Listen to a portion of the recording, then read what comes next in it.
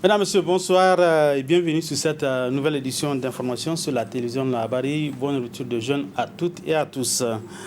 Nous débutons ce journal par cette brève. La plénière de l'Assemblée nationale de ce vendredi a été consacrée au débat sur le texte modifiant l'axe 1 de la déclaration de politique générale du gouvernement. Les débats ont porté sur le redéploiement des militaires français de l'opération Barkhane et Takuba dans notre pays. Au terme des débats, les députés nationaux ont voté en faveur du texte. En rapport toujours avec cette loi qui a été adoptée aujourd'hui donc au niveau du Parlement, ce communiqué de presse du mouvement dynamique citoyenne Debout Niger Debout. Communiqué de presse numéro 19 MDC DND 22 relatif au déploiement des forces françaises et européennes au Niger. Le mouvement dynamique citoyen Debout Niger Debout, à l'allure où vont les choses, il appartient au seul peuple de se tenir debout pour se rendre justice en défendant sa souveraineté qui constitue son unique fierté. C'est pourquoi le mouvement dynamique citoyen Debout Niger Debout 1. Appelle les députés nationaux à ne pas oublier leur serment pris devant Dieu et le peuple en restant attachés aux valeurs républicaines et à la souveraineté nationale chère au peuple dont ils sont issus. 2. Appelle les forces vives de la nation épris de paix et de justice de constituer un front pour faire échec à ce projet de mise sous tutelle de notre pays et du bradage des ressources fait à Niamey le 22 avril 2022. C'était là un communiqué de presse de MDC Debout Niger Debout. Cérémonie de pose de la première pierre des travaux de construction de la cuisine interne et de l'entrepôt de l'hôpital général de référence de Niamey par les responsables de l'institution.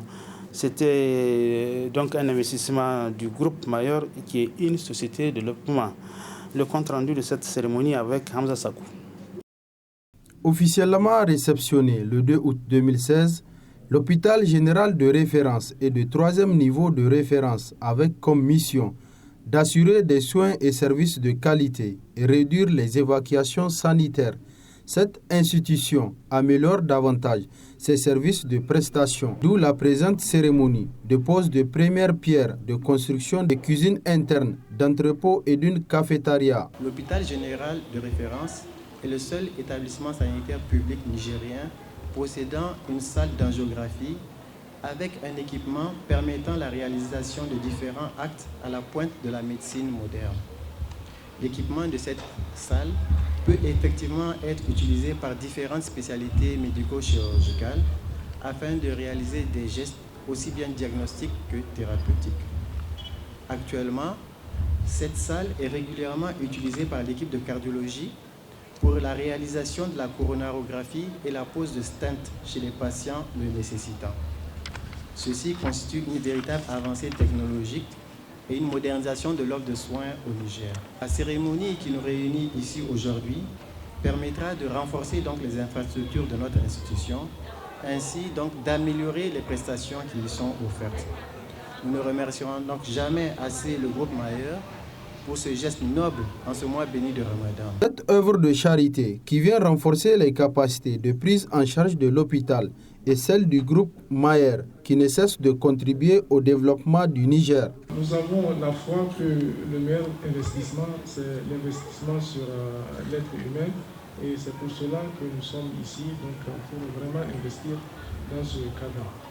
Le groupe Mayer est un groupe qui œuvre dans le domaine de l'éducation et la santé et nous œuvrons à permettre aux citoyens nigériens d'avoir accès et à l'éducation et à la santé. Le groupe a adopté pour slogan « Tout pour le Niger » et cela veut dire que nous n'avons aucune affinité, que ce soit du côté religion ou d'ethnie. Donc notre slogan c'est « Tout pour le Niger ». Ceci est un message aussi pour les Nigériens et tous les autres partenaires pour qu'ils viennent investir au Niger pour améliorer donc, les conditions de vie des Nigériens. Ce n'est qu'un commencement et Inch'Allah beaucoup d'autres actions vont suivre Et nous appelons aux uns et aux autres vraiment d'investir dans le domaine de la santé et de l'éducation pour que chaque Nigérien contribue au développement de ce pays, la santé et l'éducation étant le levier du développement de tout pays. Présente pour la circonstance, la représentante du ministre de la Santé publique, de la population et des Affaires sociales a remercié le groupe Maher pour ce geste noble, avant de souligner tout l'intérêt que porte son institution à un bon usage de ces joyaux. La communauté internationale célèbre ce jour 22 octobre la journée mondiale de la Terre autour du thème « Investir de notre planète ». Au Niger, c'est à travers un concours photo du meilleur geste de protection de l'environnement qui s'est déroulé au siège de JVE Niger. La cérémonie commémorative est résumée ici par Adam Ousmana.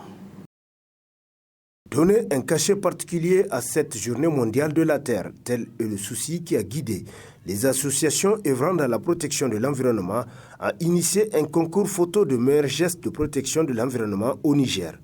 Une façon d'encourager les jeunes dans la promotion de la préservation de l'environnement. Cette année, pour marquer la célébration JVE-RJNCC, nous avions lancé un concours des meilleurs gestes écolos. Donc durant 2 semaines, nous avons reçu une trentaine de photos qui ont été sélectionnées par un jury. Et la cérémonie d'aujourd'hui permet de récompenser en tout cas les 3 meilleures photos avec un kit solaire et puis une attestation pour marquer davantage aussi l'engagement de la jeunesse à la préservation de l'environnement. Et je pense que cette contribution à défendre l'écosystème, à défendre en tout cas la terre qui nous nourrit, et que nous-mêmes nous n'arrivons pas à la nourrir, et que nous devons faire beaucoup d'efforts pour effectivement la nourrir. Parce que c'est ça, la survie de nos descendants, notre survie, la survie de nos descendants en dépendent énormément.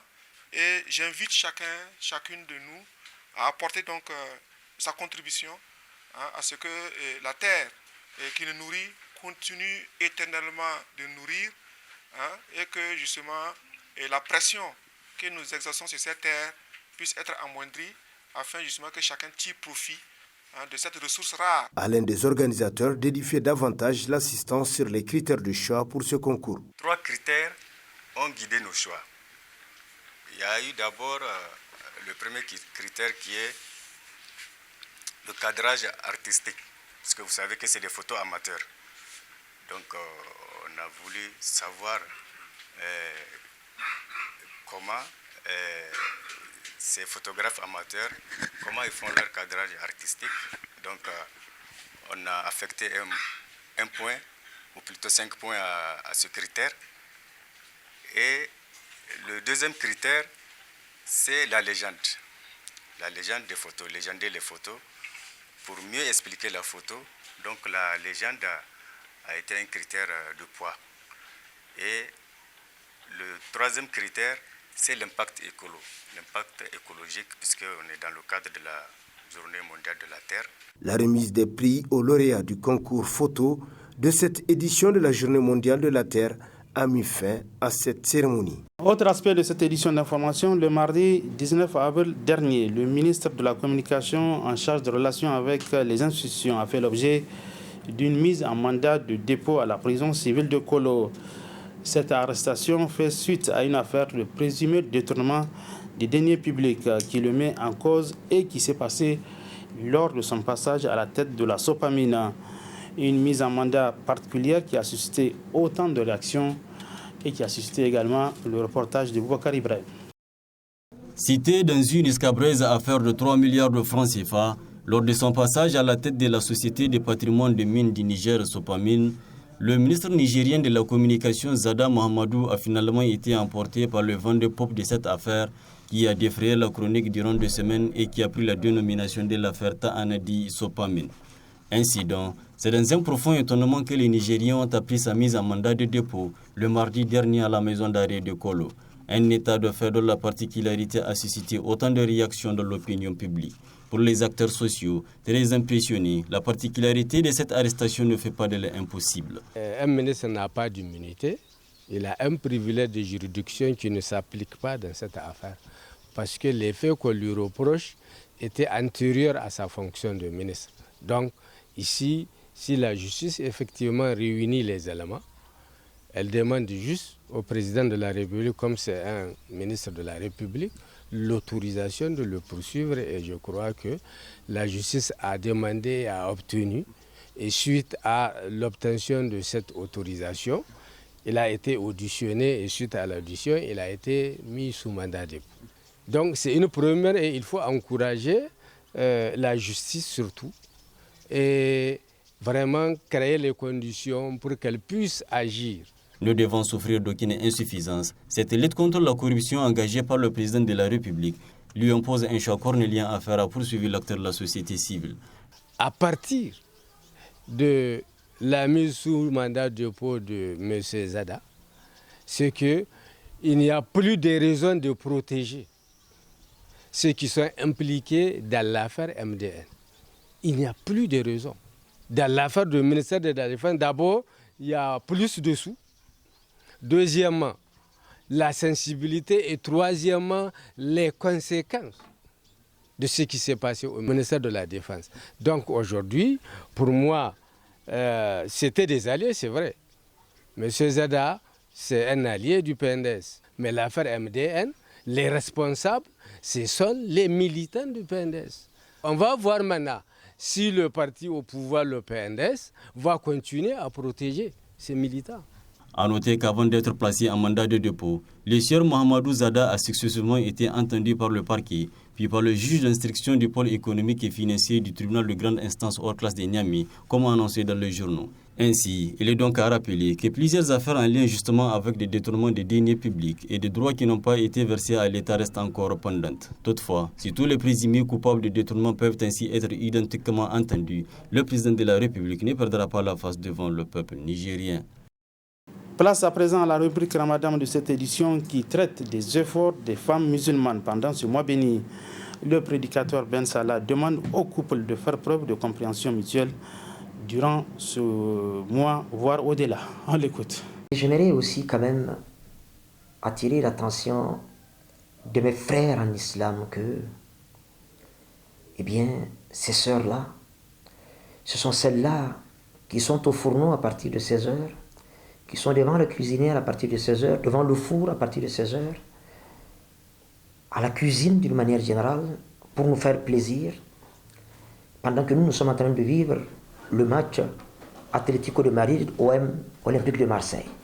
Et nous avons assez malheureusement parfois le culot le soir, lorsqu'on nous présente à manger, de faire du bruit parce que c'est pas suffisamment salé, ou bien parce que c'est trop épicé.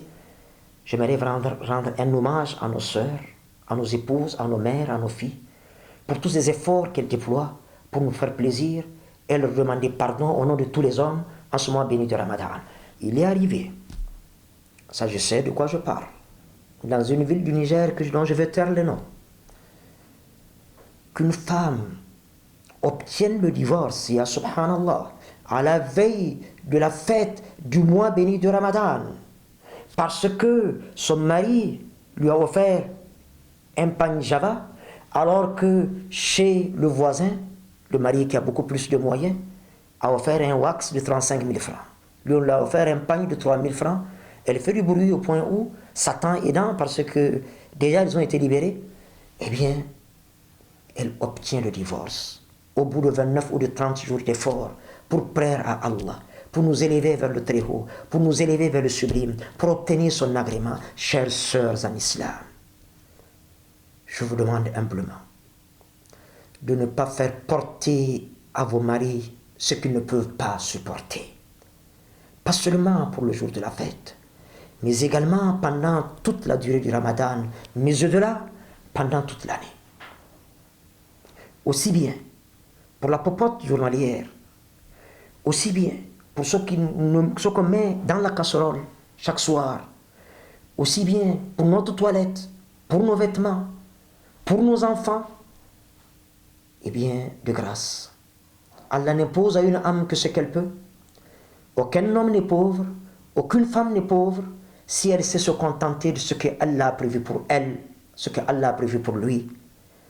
Le messager d'Allah sallallahu alayhi wa sallam a dit que la véritable richesse, c'est la richesse des cœurs et des âmes. Être riche, ce n'est pas disposer de ce qu'on a, c'est savoir se passer de ce qu'on n'a pas.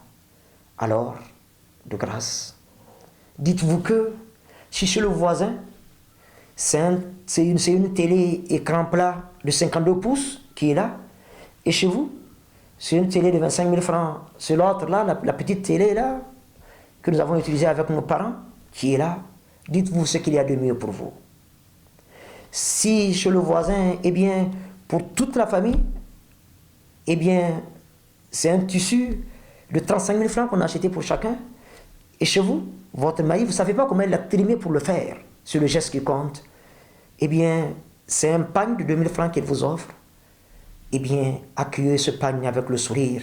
Allah va y mettre la baraka. Et ce pagne vaudra mieux que ce qui a été offert chez votre voisin. Le Messager d'Allah sallallahu alayhi wa sallam dit que considérez ce qui ne vous atteint pas, au lieu de braquer des regards envieux sur ce qui vous dépasse. C'est à ce prix seulement que vous allez accepter ce bonheur dans lequel Allah vous a mis et accepter de rendre les louanges à Allah, maître de l'univers. Et enfin du sport dans cette édition, l'Association nationale des supporters du MENA a animé hier après-midi un point de presse au siège de la FENIFOOT pour non seulement saluer l'engagement des plus hautes autorités pour l'épanouissement du football nigérien et demander par la même occasion au président de la République, premier capitaine du MENA, à s'investir davantage comme il a fait par le passé à travers plusieurs actions dont le Gala de la République. Et d'autres précisions avec Abdelrazak Rafa, il est le président du bureau exécutif des supporters du MENA national. À cet événement inédit organisé ici même à Niamey, son organisation a été entièrement prise en charge par le président de la République. Au-delà du caractère festif de ce gala de la République, le président de la République, M. Mohamed Bazoum, a voulu s'en saisir pour jeter les bases du renouveau qu'il souhaite pour le football nigérien. Le 15 avril dernier, le chef de l'État a présidé une autre rencontre autour des mêmes acteurs et celle-ci s'est penchée sur la prise en charge totale de l'Académie du football nigérien logée au centre technique de la FENIFOOT. Cet apport inédit du président de la République vise à accompagner la FENIFOOT dans ses efforts pour l'affirmation du football nigérien au plan international par non seulement la détection des talents, mais aussi en vue de la professionnalisation de ce sport. Tous ces efforts et annonces montrent que le football nigérien a désormais de beaux jours devant lui. Le second point, objet du présent point de presse, concerne le tirage au sort de la prochaine CAN qui va se dérouler en 2023 en Côte d'Ivoire. Notre pays, le Niger, se trouve dans le groupe F avec l'Algérie, l'Ouganda et la Tanzanie. Et les rencontres éliminatoires débuteront, Inch'Allah, en juin prochain. Mais comme vous le savez, le 5 avril dernier, la CAF a adressé à travers une correspondance à la FENIFOOT pour notifier à nouveau la suspension du stade Saint-Contier de Niamey au motif de non-respect des engagements pris pour sa mise en l'état d'accueillir des rencontres officielles internationales. Au regard de cette situation que nous regrettons tous, aucune rencontre du MENA A n'est possible donc à domicile. Loin de tout engouement de son public, le 12e homme, il est donc de notoriété publique que l'absence de supporters en grand nombre a toujours impacté sur la motivation des joueurs et au-delà sur les résultats. L'Association nationale des supporters du MENA national saisit la présente occasion pour lancer un vibrant appel au président de la République au nom de tous les supporters pour une prise en charge de cette préoccupation majeure afin de permettre à notre équipe nationale de pouvoir gagner ces matchs à domicile devant son public très chaleureux, gage de qualification à la prochaine CAN 2023. Certainement en présence du chef de l'État, bien sûr, et à l'occasion des différents rendez-vous du football de haut niveau.